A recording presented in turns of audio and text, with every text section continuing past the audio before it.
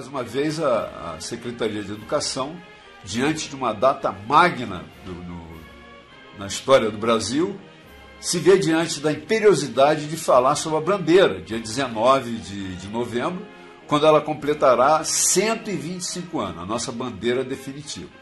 A bandeira é o símbolo máximo que paira sobre uma nação. Ela é a síntese dos sonhos mais caros do brasileiro, no caso. É um simples pano, mas vemos pelos textos, pelas canções militares, que o ser humano é capaz de morrer por aquele simples pano.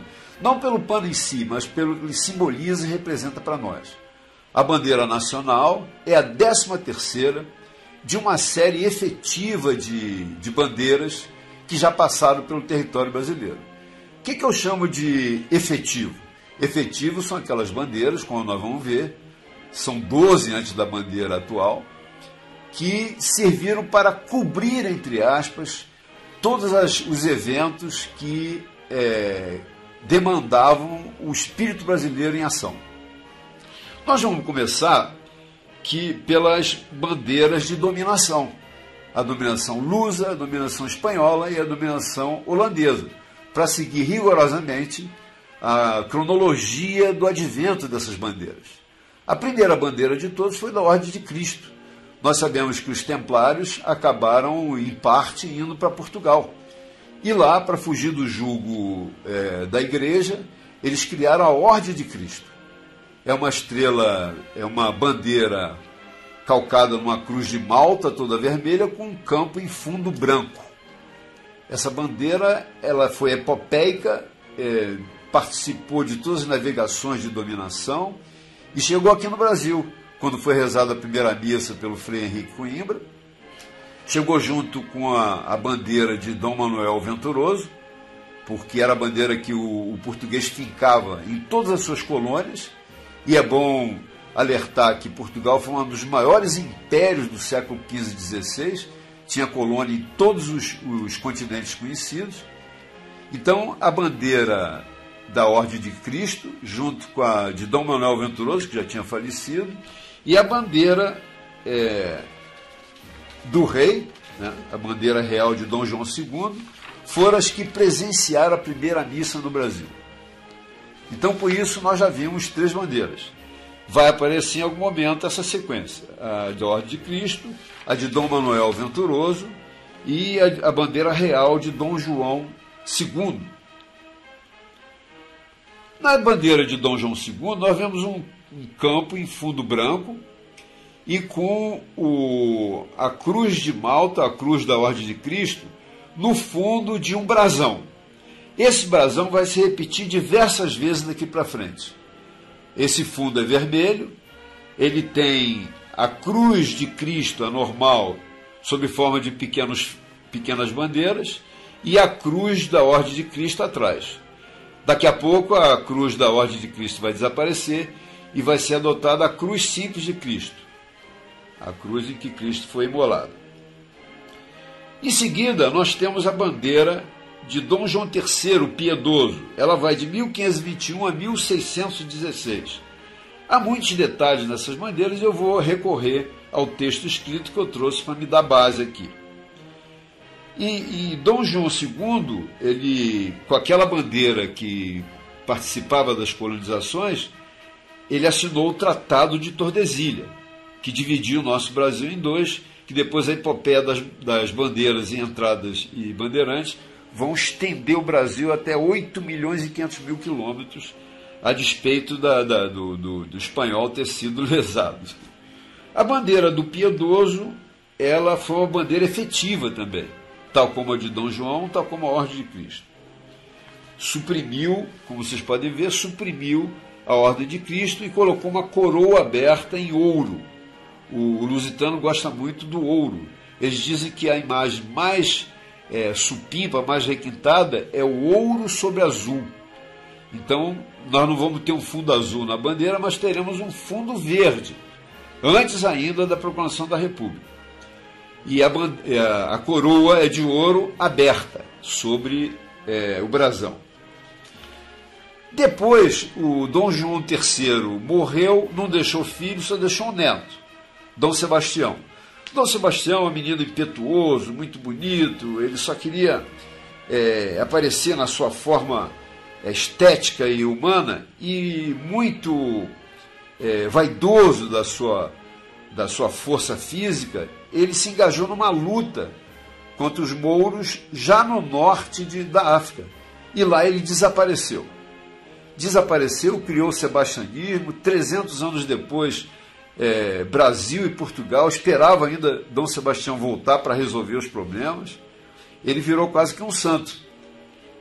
Só que ao morrer, antes de morrer, ele fez uma ligeira modificação na bandeira e colocou a bandeira e colocou essa coroa aberta e sumiu. Sumiu um frei, que era parente próximo, tio-avô, ficou regendo Portugal, mas era muito amigo da família espanhola, e a família espanhola resolveu finalmente tomar Portugal. Isso é um desejo na Península Ibérica que eu acredito que existe até hoje. Portugal é um negocinho de nada do lado do oceano, e a península toda da Espanha. Naquele momento, Filipe tomou Portugal, se transformou em Filipe I, rei de Portugal também, e como ele tinha animosidade com a Holanda, proibiu o comércio da Holanda com todas as colônias portuguesas. Então já dá para perceber o que vai acontecer. Tivemos o domínio espanhol e foi uma bandeira efetiva. No domínio espanhol, a bandeira passou a ser do Brasil também. O que Filipe fez? Colocou ramos de oliveira, que desde os gregos significa vitória. Então a bandeira era igual à anterior, deixou de ser aberta, ficou fechada, que foi um desejo de Dom Sebastião, e ele encheu de ramos de oliveira. Passados esses anos, até quase 40 anos de dominação espanhola, numa batalha sangrenta, Portugal consegue tomar o seu território. Aí foi feita uma bandeira da restauração também efetiva. Passou a ser de novo a bandeira que cobria o Brasil, né? Essa bandeira de restauração, como os senhores poderão ver, ela tem uma moldura azul, porque era a aliança formal e total que o português tem até hoje com a religião católica. A padroeira do território lusitano é Nossa Senhora de Conceição. Então o azul é da Nossa Senhora de Conceição. Ele resgatou, manteve a coroa fechada, resgatou o Brasil já sem a Ordem de Cristo, colocou um campo em fundo branco e fez a moldura que é a aliança religiosa. E nesse ínterim, cá no Brasil, aconteceu a invasão holandesa, que até hoje há pernambucanos que preferiam ter ficado sob o jugo holandês pela prosperidade, pela democracia, pela forma direta de relacionamento amistoso e equânime, equalitário. Maurício de Nassau introduziu a bandeira dele, que passou a ser bandeira provisória do governo holandês no Brasil. Essa bandeira é uma bandeira simples, de 3 cores em listas horizontais, e a sigla, que é o nome de Maurício de Nassau. A sigla do nome de Maurício de Nassau, que figura ali, junto com a Companhia das Índias, que eles tinham envolvimento com a Companhia das Índias. Essa bandeira acabou sendo efetiva em parte do Brasil, que durou até 1654, que depois teve a epopeia da Batalha dos Guararapes, que nascia ali a cidadania brasileira. Depois dessa bandeira, e que assinala o advento do final do domínio português, voltamos ao domínio lusitano, já agora com Dom Pedro II. Ele era regente, então ele fez uma bandeira toda estranha, parecida com a bandeira de John Bull, que é da Inglaterra. Quem representa a Inglaterra é o touro, né? E é cheia de listas, e ali é o Reino Unido, tem mistura de Escócia com Irlanda, etc. E ela tem a cruz no meio e umas listas. O Dom Pedro II fez uma bandeira semelhante e chamou a bandeira do príncipe regente. Ela foi acessória e não efetiva, porque daí a pouco ele seria rei e seria a bandeira efetiva para o Brasil. Dom João IV, nesse ínterim, ganhou a Batalha das Tabocas, foi uma batalha também sangrenta para voltar a dominar o território, e o príncipe, o Teodoro, o príncipe filho dele, Teodósio, desculpe, ele foi um grande comandante de batalha, e Dom João IV resolveu dar um emblema heráldico para ele. E esse emblema heráldico, embora pouco registrado na história brasileira, foi a primeira bandeira exclusiva do Brasil, que ela foi efetivamente usada em todo o território brasileiro, e era o emblema do príncipe do Brasil, o príncipe Teodósio. E o que é curioso, a partir desse momento, Portugal resgata a esfera armilar de ouro. As lojas maçônicas têm os símbolos armilares. Eles pretendem representar o cosmos. Eles dão uma ideia redonda do cosmos e, via de regra, eles representam o planeta, a esfericidade do planeta.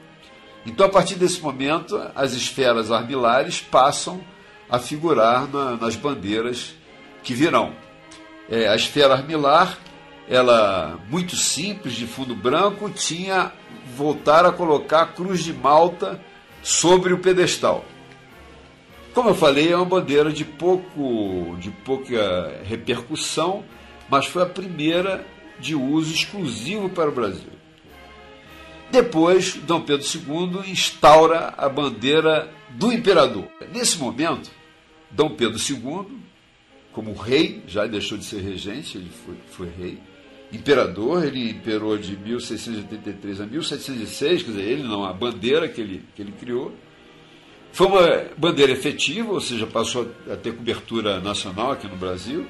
Tinha um fundo verde, restaurou o brasão de Portugal, que é vermelho, com a cruz de Cristo no meio, estilizada, e a coroa de ouro fechada, como queria Dom Sebastião.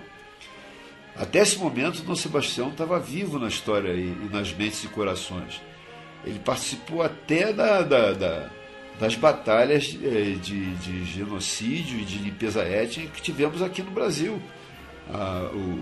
Os quilombos que se instauraram no norte do Brasil e que o Império dizimou na marra. Eles rezavam para que Dom Sebastião voltasse 200 anos depois para salvar os insurretos. Muito bem, a bandeira de Dom Pedro II, imperador, ela vigorou na época das bandeiras, foi um apogeu. Naquele momento a gente subrepeticiamente lograva a Espanha, como sempre. Portugal logrou a Espanha, fingindo que ia diretamente para o Ocidente, para as Índias, e descobriu a América que templários e Ordem de Cristo já sabiam que tinha Brasil e América aqui. Mas foi com dinheiro espanhol que Cristóvão Colombo viajou no paralelo 37 indo para o Ocidente. O mundo chamado científico naquela época achava que o planeta acabava e que era uma empreitada louca, ia cair lá no fundo.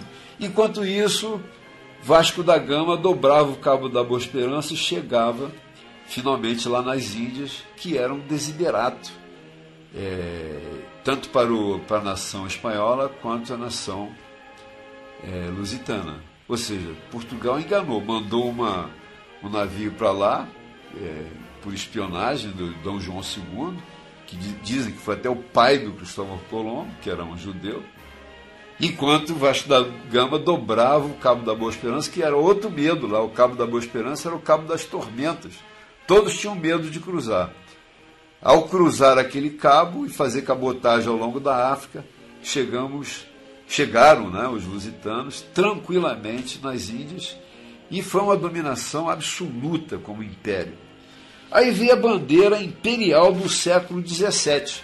Essa bandeira veio até nas margens, nas bordas do século XIX. É a bandeira que tem uma espécie de rosário e resgata a cruz de Malta, a cruz de Ordem de Cristo, pequena, em vermelho embaixo. É uma bandeira que mantém a coroa fechada e o brasão de Portugal com a cruz de Cristo no meio. Ela vigorou, como eu falei, até nas margens do século XIX. Na realidade, foi a bandeira do apogeu do ciclo do ouro. Se luxava muito mais na Vila Rica, que hoje é São João del Rei, do que lá em Portugal e Porto. O Vila Rica chegou a ser uma das 5 ou 7 cidades mais ricas do globo terrestre. Os filhos brasileiros da elite iam todos estudar na Europa e voltavam maçons, quer seja em Coimbra, quer seja em poucos países da Europa e principalmente Montpellier, na França. Muito bem, com essa bandeira assinala o fim das bandeiras exclusivamente lusitanas cobrindo o território nacional. E aí nós entramos num ciclo de 2 bandeiras mistas, porque com a vinda de Dom João, príncipe regente, para o Brasil, correndo das tropas francesas, foi declarado Brasil Reino Unido de Portugal e Algarves. Acho que no fundo do peito, o Dom João não queria nem mais voltar para Portugal. Ele voltou porque houve uma constituinte em 1821, daqui a pouco, a gente vai falar en passant, que exigiu a volta dele.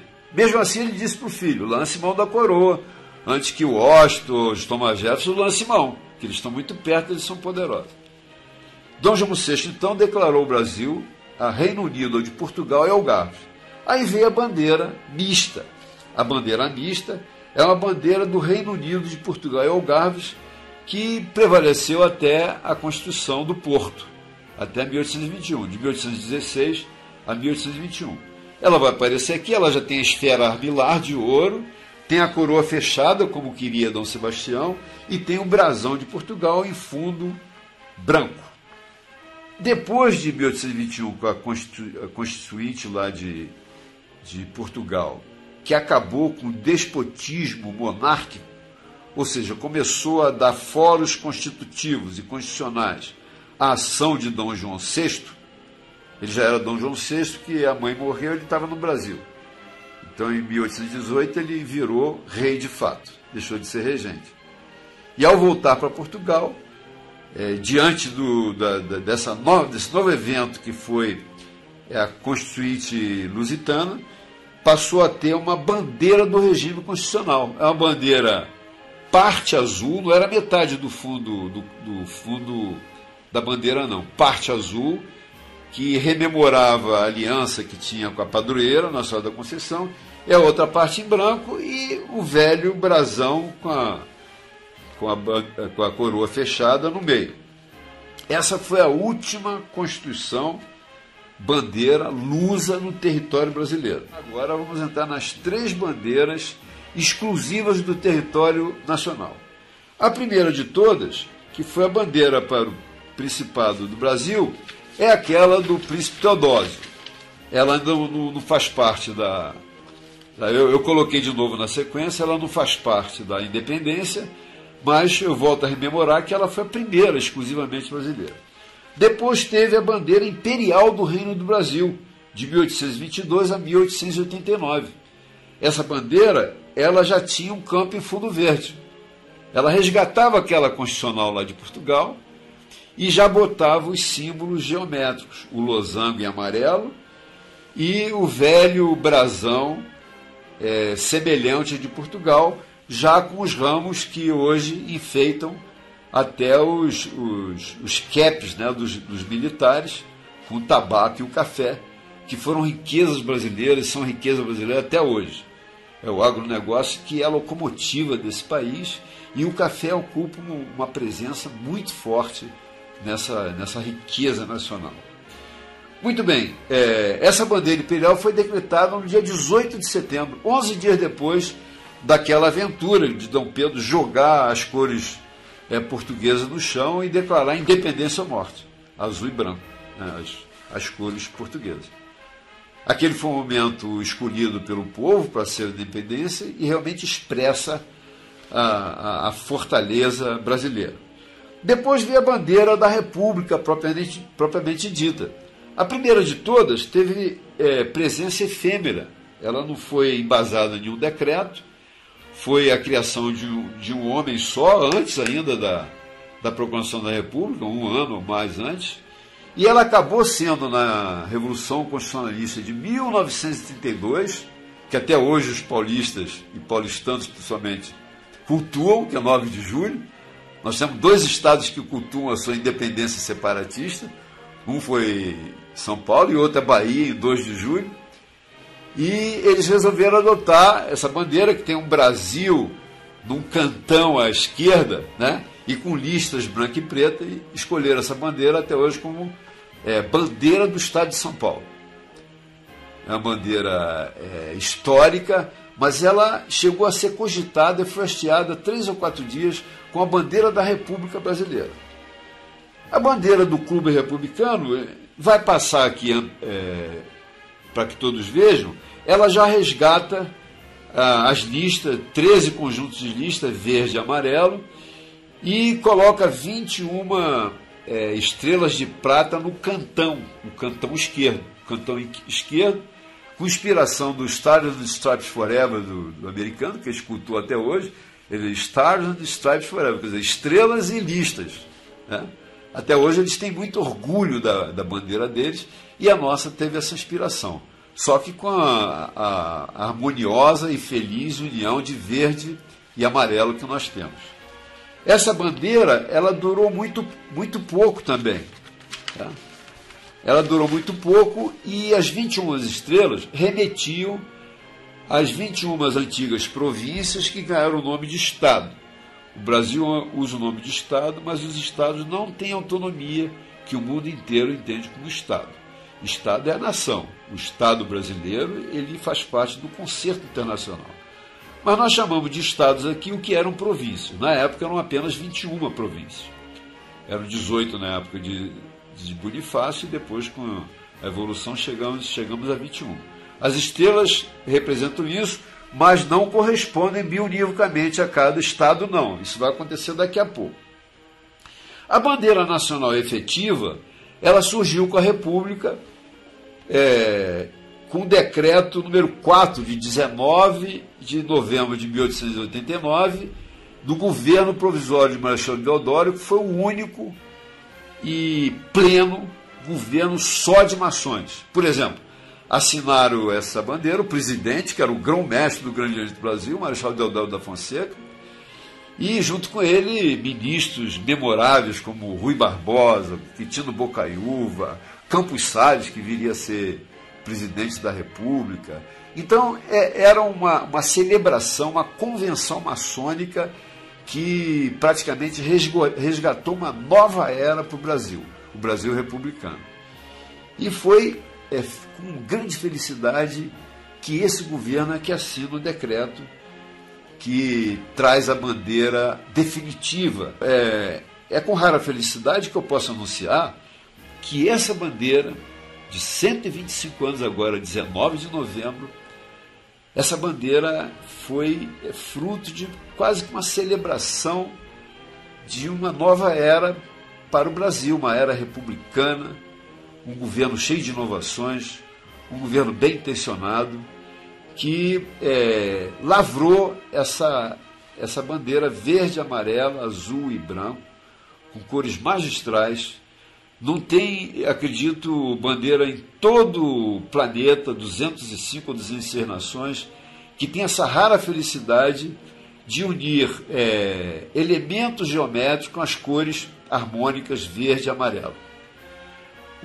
A bandeira foi idealizada pelo professor Raimundo Teixeira Mendes, com colaboração de Miguel Lemos, desenhada pelo pintor Décio Vilares, e a orientação de um coronel que foi uma espécie de pai da República, Benjamin Constant, protegido de Deodoro protegia ele o tempo todo como marechal, e ele era positivista, tal como o professor e os idealizadores da bandeira.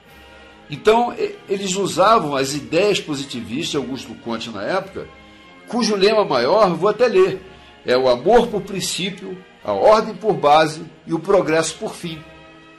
Para que não fosse um dístico muito grande, e não seria nada apropriado colocar o lema positivista na bandeira, Benjamin Constant sugeriu ordem e progresso, tirado desse grande lema.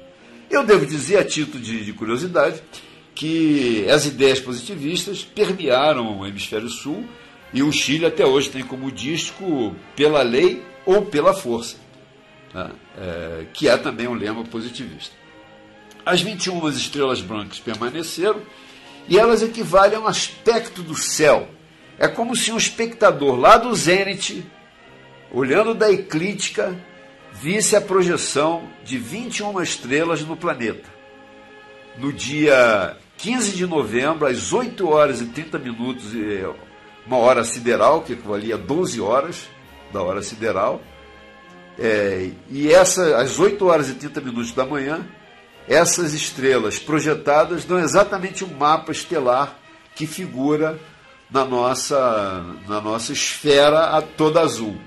Aquela bandeira lá em cima é do Grão-Pará. O Grão-Pará, que eram 4 ou 5 estados, era uma província fortíssima, sempre foi muito rica, e o destaque se deve a essa notoriedade que o Grão-Pará tinha, aquela estrela lá em cima solitária. Bem, com essas projeções, o Brasil não parou de crescer. A lei que cultua o pavilhão nacional é a Lei 5.700 de 1971. E ela já começou a esboçar a relação das estrelas com os estados. Naquele momento, tínhamos 23 estados. Então, eram 23 estrelas saindo a Guanabara e entrando o Acre e o Mato Grosso. Mais tarde, vão entrar Rondônia, Amapá, Roraima e Tocantins. E aí nós vamos completar esses 26 estados e um Distrito Federal, 27 estrelas na bandeira definitiva que temos hoje. A título de encerramento, devo dizer que é a mais bela de todas as bandeiras, de 205 ou 206 de todas as nações do mundo. Nosso verde e o nosso amarelo, como cores principais, elas são harmônicas e muito felizes a união dessas cores. É o símbolo nacional mais importante da nação, por ela se morre, não é o pano, é a bandeira. E representa o Brasil em todas as missões do mundo inteiro, no comércio, no turismo, nos consulados, nas relações políticas, ela está lá sempre presente. Até nas lojas maçônicas ela está presente. Ela é uma testemunha viva de tudo que se passa nas lojas maçônicas. Seus elementos não são abstrações geométricas, não. Não são meras abstrações, é a expressão viva e concreta do espírito nacional. Sua onipresença na alma de cada cidadão brasileiro é um permanente chamado à concórdia e à fraterna união. Cabe-nos a nós, brasileiros, o dever de render à nossa bandeira o culto que ela bem merece. Mercê de Deus, com isso, unidos em prol da bandeira, ao redor da bandeira, podemos construir um Brasil melhor, livre e soberano, sem violência e sem a corrupção que hoje presenciamos. Em seguida, vai ser colocada uma figura em que pega a esfera principal da bandeira, o círculo principal, com fundo azul, dizendo as estrelas, o que elas são e a que estado correspondem. Muito obrigado por essa oportunidade e que essa bandeira continue prodigalizando felicidade a todos os brasileiros.